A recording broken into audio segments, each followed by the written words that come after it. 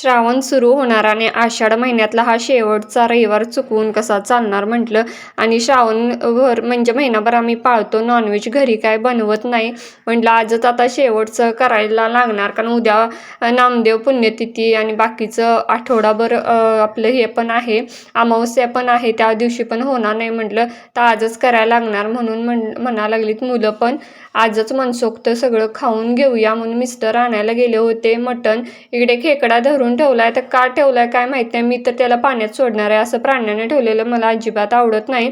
इकडे छान असं मीठ, खडं मीठ, हिंग, हळद असं तेलामध्ये परतते मटण आणि गरम पाणी घालते. त्यामध्ये लिंबू सुद्धा पिळते, कारण छान मऊसूत होण्यासाठी मदत होते. आणि इकडे खडे मसाले सगळे घेतलेले आहेत, ते भाजून गार करायला ठेवलेत. इतक्यात मी बाहेर आले, म्हटलं कमळ उमललेलं बघूया. आणि बाकीची फुलं पण भरपूर सारी उमलली होती. कमळ बघून खूप सुंदर वाटत होतं. आणि कमळाच्या अशा वेगवेगळ्या जातीची वेगवेगळ्या टपामध्ये रोपं लावलेली आहेतच.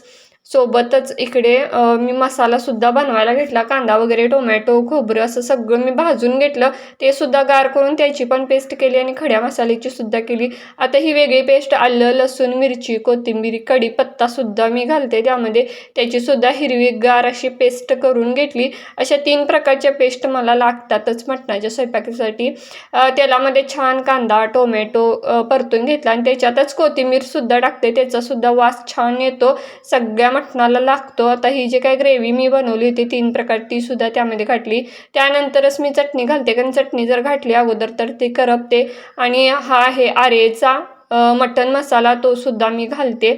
इकडं मटण पण छान माझं शिजलं होतं. ते आता ग्रेव्हीमध्ये टाकण्याची वेळ आली होती. छान सगळं माझं मटण आणि रस्सा पण झाला आणि वरण पण केलं. चला आपण भेटू उद्याच्या व्लॉगमध्ये. तो पण बाय.